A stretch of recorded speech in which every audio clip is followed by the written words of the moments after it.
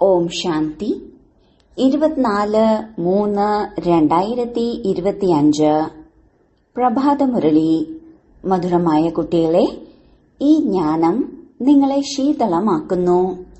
ഈ ജ്ഞാനത്തിലൂടെ കാമത്തിന്റെയും ക്രോധത്തിന്റെയും അഗ്നി ഇല്ലാതാകുന്നു. ഭക്തിയിലൂടെ ആ അഗ്നി ഇല്ലാതാകുന്നില്ല. ചോദ്യം: ഓർമ്മയിൽ മുഖ്യമായ പരിശ്രമം ഏതാണ്? ഉത്തരം: ദേഹം പോലും ഓർമ്മ വരാത്ത രീതിയിലായിരിക്കണം ബാബയുടെ ഓർമ്മയിൽ ഇരിക്കേണ്ടത്.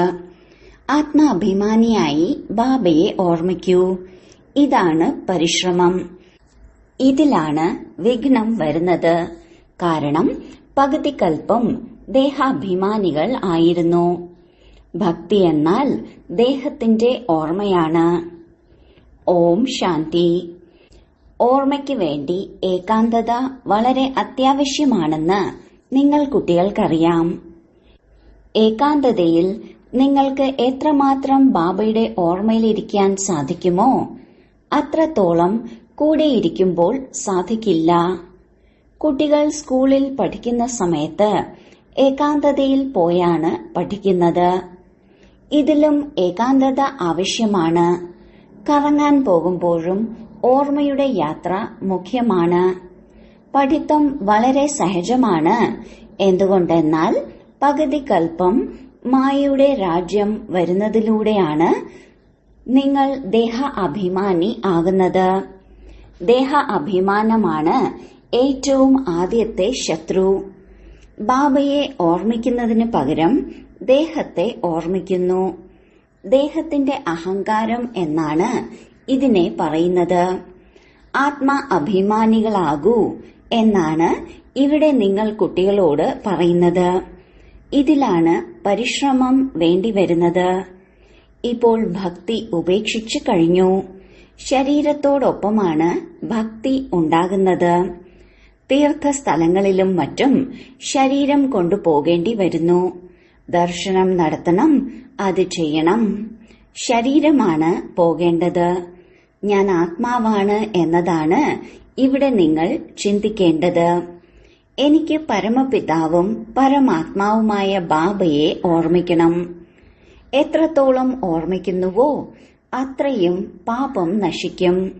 ഭക്തിമാർഗത്തിൽ ഒരിക്കലും പാപം നശിക്കുന്നില്ല. പ്രായമായ ചിലർക്കാണെങ്കിൽ ഉള്ളിൽ ആശങ്കയുണ്ടാകും. നമ്മൾ ഭക്തി ചെയ്തില്ലെങ്കിൽ കുഴപ്പമാകും, നിരീശ്വരവാദികളാകും. ഭക്തിയിൽ തീ പിടിച്ചിരിക്കുകയാണ്, എന്നാൽ ജ്ഞാനത്തിൽ ശീതളതയാണ്. ഇതിൽ കാമാഗ്നിയും ക്രോധാഗ്നിയും നശിക്കുന്നു. ഭക്തിമാർഗത്തിൽ മനുഷ്യൻ വളരെയധികം ഭാവന വയ്ക്കുകയും കഷ്ടപ്പെടുകയും ചെയ്യുന്നു. ശരി, ബദരീനാഥിൽ പോയി മൂർത്തിയുടെ ദർശനം ലഭിച്ചു. അത് കഴിഞ്ഞിട്ട് എന്തുണ്ടായി? പെട്ടെന്ന് തന്നെ ഭാവന ഉണ്ടാകും. അത് കഴിഞ്ഞ് ബുദ്ധിയിൽ ബദരീനാഥനല്ലാതെ മറ്റൊന്നും തന്നെ ഉണ്ടായിരിക്കില്ല. പണ്ടാണെങ്കിൽ നടന്നു പോകുമായിരുന്നു. ബാബ പറയുകയാണ്, അല്പകാലത്തെ മനോകാമന ഞാൻ പൂർത്തീകരിക്കുന്നു, സാക്ഷാത്കാരം ചെയ്യിക്കുന്നു. അല്ലാതെ അതിലൂടെ എന്നെ ലഭിക്കുന്നില്ല. സമ്പത്ത് എന്നെ കൂടാതെ ലഭിക്കുകയില്ല. എന്നിലൂടെ മാത്രമേ നിങ്ങൾക്ക് സമ്പത്ത് ലഭിക്കുകയുള്ളൂ. മറ്റെല്ലാവരും ദേഹധാരികളാണ്. സമ്പത്ത് ഒരേ ഒരു രചയിതാവായ പിതാവിൽ നിന്നുമാണ് ലഭിക്കുന്നത്. ബാക്കിയുള്ളവരെല്ലാം ജഡമാണെങ്കിലും ചൈതന്യമാണെങ്കിലും എല്ലാം രചനയാണ്. രചനയിലൂടെ ഒരിക്കലും സമ്പത്ത് ലഭിക്കുകയില്ല. പതിത പാവനൻ ഒരേ ഒരു ബാബയാണ്. സംഘദോഷത്തെ കുമാരിമാർ വളരെയധികം ശ്രദ്ധിക്കണം. ബാബ പറയുന്നു, ആദി മധ്യ അന്ത്യം ഇങ്ങനെ പതീതമാകുന്നതിലൂടെയാണ് നിങ്ങൾക്ക് ദുഃഖം ഉണ്ടാകുന്നത്. ഇപ്പോൾ എല്ലാവരും പതീതരാണ്. നിങ്ങളിപ്പോൾ പാവനമാകണം. നിങ്ങളെ പഠിപ്പിക്കുന്നത് നിരാകാരനായ ബാബ വന്നിട്ടാണ്. ബ്രഹ്മാവാണ് പഠിപ്പിക്കുന്നതെന്ന് ഒരിക്കലും തെറ്റിദ്ധരിക്കരുത്. ശിവബാബയുടെ അടുത്തായിരിക്കണം എല്ലാവരുടെയും ബുദ്ധി. ബ്രഹ്മാവിലൂടെ ശിവബാബ പഠിപ്പിക്കുകയാണ്. നിങ്ങൾ ദാദിമാരെ പഠിപ്പിക്കുന്നതും ശിവബാബ തന്നെയാണ്. ശിവബാബയെ എന്ത് സൽക്കരിക്കാനാണ്? നിങ്ങൾ ശിവബാബയ്ക്ക് വേണ്ടി മാമ്പഴവും മുന്തിരിയും കൊണ്ടുപോകുന്നു. ശിവബാബ പറയുകയാണ്, ഞാൻ അഭോക്താവാണ്, എല്ലാം നിങ്ങൾ കുട്ടികൾക്ക് വേണ്ടിയുള്ളതാണ്. ഭക്തർ പ്രസാദം അർപ്പിച്ച് പിന്നീട് എല്ലാവർക്കും വിതരണം ചെയ്യുന്നു. അത് ഞാനാണോ കഴിക്കുന്നത്? ബാബ പറയാണ്, നിങ്ങൾ കുട്ടികളെ പഠിപ്പിച്ച് പാവനമാക്കാൻ വേണ്ടിയാണ് ഞാൻ വരുന്നത്. പാവനമായി നിങ്ങൾ ഉയർന്ന പദവി നേടും. ഇതാണ് എന്റെ ജോലി. ശിവ ഭഗവാനു വാച എന്നാണ് പറയുന്നത്. ബ്രഹ്മ ഭഗവാനു വാച എന്നൊരിക്കലും പറയില്ല. ബ്രഹ്മ ഉവാച എന്നും പറയില്ല. ബ്രഹ്മ ബാബ മുരളി പറഞ്ഞാലും ശിവബാബ പറയുന്നതായാണ് മനസ്സിലാക്കേണ്ടത്. ഏതെങ്കിലും കുട്ടികളെ നല്ല ലക്ഷ്യത്തോടെ അമ്പെയ്ത് വീഴ്ത്തണമെങ്കിൽ സ്വയം വന്ന് പ്രവേശിക്കുന്നു. ജ്ഞാനത്തിന്റെ അമ്പെയ്ത്ത് ശക്തിയേറിയതാണ് എന്നാണ് പറയപ്പെടുന്നത്. സയൻസിനും എത്രമാത്രം ശക്തിയാണുള്ളത്, എത്രമാത്രം സ്ഫോടന ശക്തിയാണ് ബോംബുകൾക്കെല്ലാം ഉള്ളത്, എത്രമാത്രം ശാന്തമായിയാണ് നിങ്ങളിരിക്കുന്നത്. സൈലൻസ് സയൻസിന് മേൽ വിജയം കൈവരിക്കുന്നു. ഈ സൃഷ്ടിയെ പാവനമാക്കുന്നത് നിങ്ങളാണ്. സ്വയം തന്നെ പാവനമാകുകയാണ് ആദ്യം ചെയ്യേണ്ടത്. ഡ്രാമയനുസരിച്ച് പാവനമാകുക തന്നെ വേണം. വിനാശവും പതുങ്ങിയിരിക്കുന്നത് ഇതിനു വേണ്ടി തന്നെയാണ്. ഡ്രാമയെ മനസ്സിലാക്കി വളരെയധികം സന്തോഷത്തോടെ ഇരിക്കണം. ഇപ്പോൾ നമുക്ക് ശാന്തിധാമത്തിലേക്ക് പോകണം. അത് നിങ്ങളുടെ വീടാണ് എന്ന് ബാബ പറയുന്നു. വളരെ സന്തോഷത്തോടെയല്ലേ വീട്ടിലേക്ക് പോകേണ്ടത്? ഇതിൽ ദേഹി അഭിമാനി ആകാനുള്ള വളരെ പരിശ്രമം നടത്തണം. ബാബ കൂടുതൽ ഊന്നൽ നൽകുന്നത് ഈ ഓർമ്മയുടെ യാത്രയിലാണ്. ഇതിലാണ് പരിശ്രമമുള്ളത്. നടക്കുമ്പോഴും ചുറ്റിക്കറങ്ങുമ്പോഴും ബാബയെ ഓർമ്മിക്കുന്നതാണോ സഹജം, അതോ ഒരിടത്തിരുന്ന് ഓർമ്മിക്കുന്നതാണോ സഹജം? എത്രയെത്ര മാലയാണ് ഭക്തി മാർഗത്തിൽ ജപിക്കുന്നത്? രാമ രാമ എന്ന് ജപിച്ചുകൊണ്ടിരിക്കുന്നു. ഒരു നേട്ടവുമില്ല.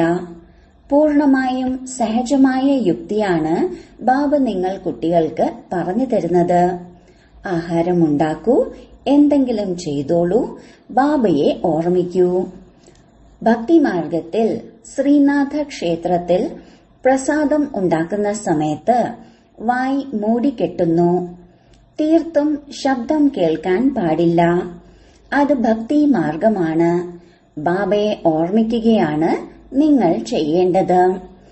അവർ അത്രയും പ്രസാദം അർപ്പിച്ചാലും അത് ആരും കഴിക്കുന്നില്ല. ക്ഷേത്രത്തിലെ വഴികാട്ടികളുടെ കുടുംബത്തിലുള്ളവരാണ് അത് കഴിക്കുന്നത്. ശിവബാബയാണ് നമ്മളെ പഠിപ്പിക്കുന്നതെന്ന് ഇവിടെ നിങ്ങൾക്കറിയാം. ശിവബാബയാണ് പഠിപ്പിക്കുന്നതെന്ന കാര്യം ഭക്തിയിൽ അറിയുന്നില്ല. ശിവപുരാണം ഉണ്ടാക്കിയിരിക്കുന്നു, എന്നാൽ അതിൽ ശിവപാർവതിയെയും ശിവശങ്കരനെയും എല്ലാം കൂട്ടിക്കുഴച്ചു. അത് പഠിക്കുന്നത് കൊണ്ട് ഒരു നേട്ടവുമില്ല.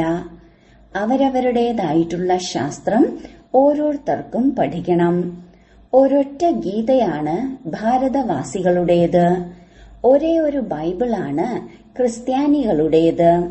ഗീത എന്ന് പറയുന്നത് ദേവീ ദേവതാ ധർമ്മത്തിന്റെ ശാസ്ത്രമാണ്. ജ്ഞാനമുള്ളത് ഗീതയിലാണ്. ജ്ഞാനമാണ് പഠിപ്പിക്കുന്നത്. ജ്ഞാനമാണ് നിങ്ങൾക്ക് പഠിക്കേണ്ടത്. യുദ്ധത്തെക്കുറിച്ചുള്ള പുസ്തകങ്ങളിലൊന്നും നിങ്ങൾക്കൊരു കാര്യവുമില്ല. നമ്മൾ യോഗബലമുള്ളവരാണ്. ശരീരബലത്തിന്റെ കഥകൾ നമ്മൾ എന്തിനു കേൾക്കണം? വാസ്തവത്തിൽ നിങ്ങൾക്ക് യുദ്ധമൊന്നും തന്നെയില്ല. യോഗബലത്തിലൂടെയാണ് നിങ്ങൾ 5 വികാരത്തിന് മേൽ വിജയം പ്രാപ്തമാക്കുന്നത്. 5 വികാരങ്ങളോടാണ് നിങ്ങളുടെ യുദ്ധം. അവിടെ മനുഷ്യൻ മനുഷ്യനോടൊപ്പമാണ് യുദ്ധം ചെയ്യുന്നത്. നിങ്ങൾ വികാരങ്ങളോടാണ് യുദ്ധം ചെയ്യുന്നത്. സന്യാസിമാർക്ക് ഈ കാര്യം മനസ്സിലാക്കി തരാൻ സാധിക്കില്ല. നിങ്ങളെ ഡ്രില്ലുകളൊന്നും പഠിപ്പിക്കുന്നില്ല. ഒരേ ഒരു ഡ്രില്ലാണ് നിങ്ങൾക്കുള്ളത്. നിങ്ങളുടേത് യോഗബലമാണ്. ഓർമ്മയുടെ ബലത്തിലൂടെ 5 വികാരങ്ങൾക്ക് മേൽ ജയം പ്രാപിക്കുന്നു. ഈ 5 വികാരങ്ങൾ ശത്രുക്കളാണ്. അതിൽ ദേഹാഭിമാനമാണ് നമ്പർ 1. നിങ്ങൾ ആത്മാവല്ലേ എന്നാണ് ബാബ പറയുന്നത്. നിങ്ങൾ ആത്മാക്കൾ വരികയും വന്ന് ഗർഭത്തിൽ പ്രവേശിക്കുകയും ചെയ്യുന്നു. ഞാൻ ഈ ശരീരത്തിൽ വിരാജിതനാണ്. ഞാൻ ഗർഭത്തിലേക്ക് പോകുന്നില്ല.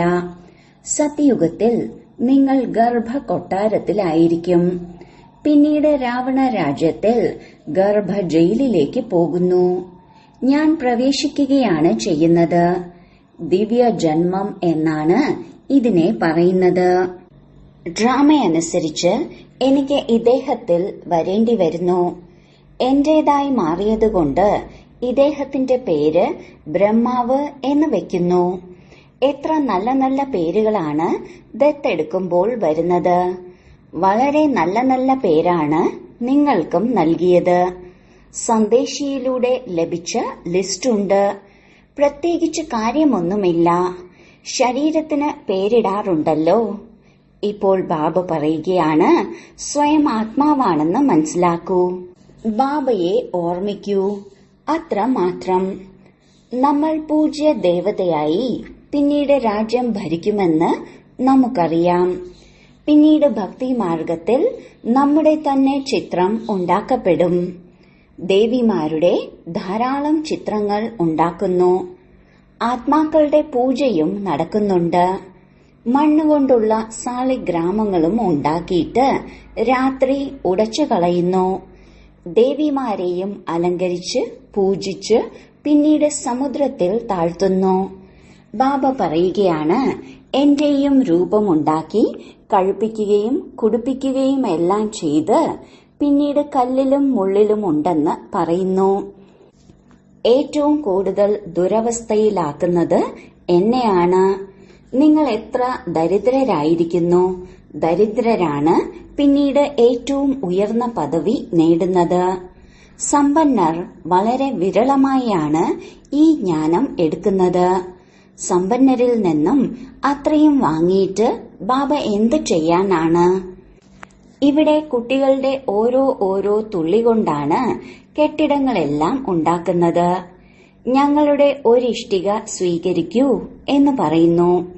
പകരം സ്വർണത്തിന്റെയും വെള്ളിയുടെയും കൊട്ടാരം ലഭിക്കും എന്ന് മനസ്സിലാക്കുന്നു. അവിടെ ധാരാളം സ്വർണമുണ്ടാകും. സ്വർണം കൊണ്ടുള്ള ഇഷ്ടിക ഉണ്ടാകും. അപ്പോഴല്ലേ കൊട്ടാരം പണിയാൻ സാധിക്കൂ. അതുകൊണ്ട് ബാബ വളരെ സ്നേഹത്തോടെ പറയുകയാണ്, മധുരമധുരമായ കുട്ടികളെ, ഇപ്പോൾ എന്നെ ഓർമ്മിക്കൂ. ഇപ്പോൾ നാടകം പൂർത്തിയാകുകയാണ്. ബാബ ദരിദ്രരായ കുട്ടികളെ സമ്പന്നരാക്കുന്നതിനുള്ള യുക്തി പറഞ്ഞു തരികയാണ്. മധുരമായ കുട്ടികളെ, നിങ്ങളുടെ പക്കൽ എന്തെല്ലാമുണ്ടോ ട്രാൻസ്ഫർ ചെയ്യൂ. ഇവിടെ ഒന്നും അവശേഷിക്കില്ല. ഇവിടെ നിങ്ങൾ ട്രാൻസ്ഫർ ചെയ്യുന്നത് അവിടെ പുതിയ ലോകത്തിൽ 100 മടങ്ങായി നിങ്ങൾക്ക് തിരിച്ച് ലഭിക്കുന്നു. ബാബ ഒന്നും യാചിക്കുകയില്ല. ബാബ ദാതാവാണ്. ഈ യുക്തി പറഞ്ഞു തരികയാണ്. ഇവിടെയുള്ളതെല്ലാം മണ്ണിൽ പോകാനുള്ളതാണ്. അല്പം ട്രാൻസ്ഫർ ചെയ്താൽ പുതിയ ലോകത്തിൽ നിങ്ങൾക്ക് ലഭിക്കും. ഇത് പഴയ ലോകത്തിന്റെ വിനാശത്തിന്റെ സമയമാണ്. ഈ കാണുന്നതൊന്നും ഉപകാരപ്പെടുകയില്ല. അതുകൊണ്ട് ബാബ പറയുകയാണ്, ഓരോ വീട്ടിലും യൂണിവേഴ്സിറ്റിയും ഹോസ്പിറ്റലും തുറക്കൂ. അതിലൂടെ ആരോഗ്യവും സമ്പത്തും ലഭിക്കും. ഇതാണ് മുഖ്യമായ കാര്യം. ശരി, മധുരമധുരമായ വളരെ കാലത്തെ വേർപാടിനു ശേഷം തിരിച്ചു കിട്ടിയ കുട്ടികൾക്ക് മാതാവും പിതാവുമായ ബാബ്ദാദയുടെ സ്നേഹസ്മരണയും സുപ്രഭാതവും. ആത്മീയ അച്ഛന്റെ ആത്മീയ കുട്ടികൾക്ക് നമസ്കാരം. രാത്രി ക്ലാസ് 12/3/1999 69. ഈ സമയം നിങ്ങൾ ദരിദ്രരായ സാധാരണ മാതാക്കൾ പുരുഷാർത്ഥം ചെയ്ത് ഉയർന്ന പദവി നേടുന്നു. മാതാക്കളാണ് യജ്ഞത്തിൽ സഹായം കൂടുതലും ചെയ്യുന്നത്. സഹായികളാകുന്ന പുരുഷന്മാർ വളരെ ചുരുക്കം പേരേ ഉള്ളൂ. മാതാക്കൾക്ക് അവകാശിയെന്ന ലഹരി ഉണ്ടായിരിക്കില്ല. അവർ വിത്ത് വിതച്ച് തന്റെ ജീവിതം നയിച്ചുകൊണ്ടിരിക്കുന്നു. നിങ്ങളുടെ ജ്ഞാനം യഥാർത്ഥമാണ്. ബാക്കിയുള്ളത് ഭക്തിയാണ്. ആത്മീയ അച്ഛനാണ് വന്ന് ജ്ഞാനം നൽകുന്നത്. അച്ഛനെ മനസ്സിലാക്കിയാൽ അച്ഛനിൽ നിന്നും സമ്പത്ത് തീർച്ചയായും നേടണം. നിങ്ങളെ ബാബ പുരുഷാർത്ഥം ചെയ്യിച്ചുകൊണ്ടിരിക്കുന്നു. സമയം പാഴാക്കരുത്. ബാബയ്ക്കറിയാം ചിലർ നല്ല പുരുഷാർത്ഥികളാണ്, ചിലർ രണ്ടാം തരവും, ചിലർ മൂന്നാം തരവുമാണ്. ബാബയോട് ചോദിക്കുകയാണെങ്കിൽ നിങ്ങൾ ഒന്നാമതാണോ രണ്ടാമതാണോ അതോ മൂന്നാമതാണോ എന്ന് ബാബ പെട്ടെന്ന് പറയും. ആർക്കും ജ്ഞാനം നൽകിയില്ലെങ്കിൽ മൂന്നാം തരമാണ്. തെളിവ് നൽകിയില്ലെങ്കിൽ തീർച്ചയായും ബാബ പറയുക തന്നെ ചെയ്യും. ഭഗവാൻ വന്ന് പഠിപ്പിക്കുന്ന ജ്ഞാനം പിന്നീട് ഇല്ലാതാകുന്നു. ഇതാർക്കും അറിയില്ല. ഡ്രാമയുടെ പദ്ധതി പ്രകാരം ഇത് ഭക്തി മാർഗമാണ്. ഇതിലൂടെ ആർക്കും എന്നെ പ്രാപ്തമാക്കാൻ സാധിക്കില്ല. സത്യയുഗത്തിലേക്ക് ആർക്കും പോകാൻ സാധിക്കില്ല. ഇപ്പോൾ നിങ്ങൾ കുട്ടികൾ പുരുഷാർത്ഥം ചെയ്യുകയാണ്. കൽപ്പം മുൻപ് ആര് എത്രത്തോളം പുരുഷാർത്ഥം ചെയ്തുവോ അത്രത്തോളം ചെയ്തുകൊണ്ടിരിക്കുന്നു. ആരൊക്കെ മംഗളം ചെയ്യുന്നുണ്ട് എന്ന് ബാബയ്ക്കും മനസ്സിലാക്കാൻ സാധിക്കും. ദിവസവും ഈ ലക്ഷ്മി നാരായണന്റെ ചിത്രത്തിന് മുൻപിൽ ഇരിക്കൂ എന്ന് ബാബ പറയുന്നു. ബാബ, അങ്ങയുടെ ശ്രീമതം അനുസരിച്ച് നടന്ന് ഞങ്ങൾ ഈ സമ്പത്തെടുക്കും. തനിക്ക് സമാനമാക്കി മാറ്റുന്ന സേവനം ചെയ്യാൻ താൽപര്യം ഉണ്ടായിരിക്കണം. സെന്ററിലുള്ളവരോടും ചോദിക്കാറുണ്ട്, ഇത്രയും നാൾ പഠിച്ചിട്ടും ആരെയും പഠിപ്പിക്കുവാൻ സാധിക്കുന്നില്ലെങ്കിൽ നിങ്ങൾ എന്താണ് പഠിച്ചത്? കുട്ടികളുടെ ഉന്നതി ഉണ്ടാകേണ്ടേ? ബുദ്ധിയിൽ മുഴുവൻ ദിവസവും സേവനത്തെക്കുറിച്ചുള്ള ചിന്ത ഉണ്ടായിരിക്കണം. നിങ്ങൾ വാനപ്രസ്ഥികളാണ്. വാനപ്രസ്ഥികൾക്കുള്ള ആശ്രമങ്ങളും ഉണ്ട്. വാനപ്രസ്ഥികളുടെ അടുക്കൽ പോകണം. മരിക്കുന്നതിന് മുൻപ് ലക്ഷ്യം പറഞ്ഞു കൊടുക്കണം. നിങ്ങളുടെ ആത്മാവ് ശബ്ദത്തിനുപരി പോകുന്നത് എങ്ങനെയാണ് എന്ന്. പതീതാത്മാവിന് പോകാൻ സാധിക്കില്ല. ഭഗവാനു വാച, നിങ്ങൾ എന്നെ മാത്രം ഓർമ്മിക്കൂ, എങ്കിൽ നിങ്ങൾ വാനപ്രസ്ഥത്തിലേക്ക് പോകും. ബനാറസിലും ഒരുപാട് സേവനമുണ്ട്. ഒരുപാട് സന്യാസിമാർ കാശിവാസത്തിന് വേണ്ടി അവിടെയാണ് താമസിക്കുന്നത്. ശിവകാശി ഗംഗാനാഥൻ എന്ന് മുഴുവൻ ദിവസവും ഉരവിട്ടുകൊണ്ടിരിക്കും. നിങ്ങളുടെ ഉള്ളിൽ സദാ സന്തോഷത്തിന്റെ കയ്യടി മുഴങ്ങിക്കൊണ്ടിരിക്കണം. വിദ്യാർത്ഥികളല്ലേ, പഠിക്കുന്നുമുണ്ട്, സേവനവും ചെയ്യുന്നുണ്ട്. ബാബയെ ഓർമ്മിക്കണം, സമ്പത്ത് എടുക്കണം. നമ്മളിപ്പോൾ ശിവബാബയുടെ അടുക്കലേക്ക് പോകുകയാണ്. ഇതാണ് മന്മന ഭവ. എന്നാൽ ഒരുപാട് പേർക്ക് ഓർമ്മ നിലനിൽക്കുന്നില്ല. പരദൂഷണം പറയുന്നു. ഓർമ്മയാണ് മുഖ്യമായ കാര്യം. ഓർമ്മ തന്നെയാണ് സന്തോഷം നൽകുന്നത്. വിശ്വത്തിൽ ശാന്തി വേണം എന്ന് എല്ലാവരും ആഗ്രഹിക്കുന്നുണ്ട്. ബാബ പറയുന്നു, വിശ്വത്തിൽ ഇപ്പോൾ ശാന്തി സ്ഥാപിക്കപ്പെട്ടുകൊണ്ടിരിക്കുകയാണെന്ന് അവർക്ക് മനസ്സിലാക്കി കൊടുക്കൂ. അതുകൊണ്ടാണ് ലക്ഷ്മി നാരായണന്റെ ചിത്രത്തിൽ ബാബ കൂടുതൽ മഹത്വം നൽകുന്നത്. സുഖവും ശാന്തിയും പവിത്രതയും സർവ്വതും ഉണ്ടായിരുന്ന രാജ്യം സ്ഥാപിക്കപ്പെടുകയാണെന്ന് അവരോട് പറയൂ.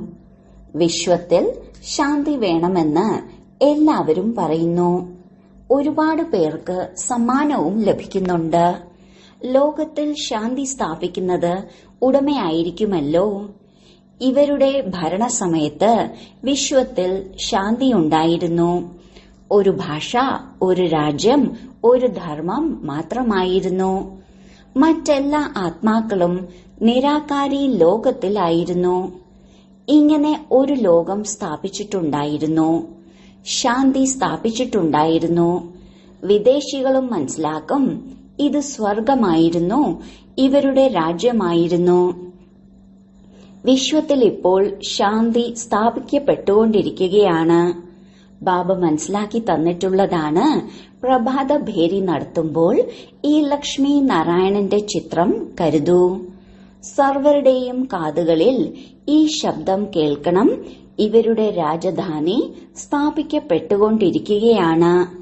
നരകത്തിന്റെ വിനാശം മുൻപിൽ നിൽക്കുകയാണ്. ഡ്രാമയനുസരിച്ച് അല്പം താമസം വരും എന്നുള്ളത് അറിയാം. വലിയ ആളുകൾക്ക് ഭാഗ്യമില്ല. എങ്കിലും ബാബ പുരുഷാർത്ഥം ചെയ്യിപ്പിക്കുന്നു. ഡ്രാമയനുസരിച്ച് സേവനം നടക്കുന്നു. ശരി, ഗുഡ് നൈറ്റ്. ധാരണയ്ക്കുള്ള മുഖ്യസാരം: 1.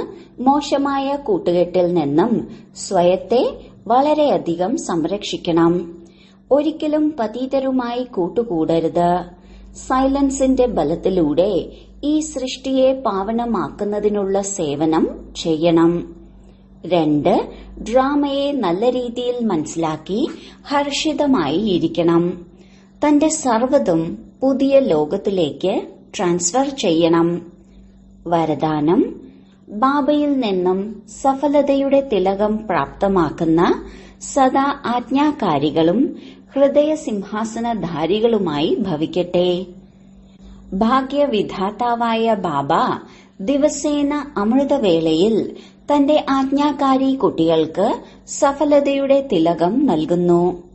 ആജ്ഞാകാരികളായ ബ്രാഹ്മണ കുട്ടികളുടെ വായിൽ നിന്നോ സങ്കല്പത്തിൽ നിന്നോ ഒരിക്കലും പരിശ്രമം, ബുദ്ധിമുട്ട് എന്നീ വാക്കുകൾ വരികയില്ല.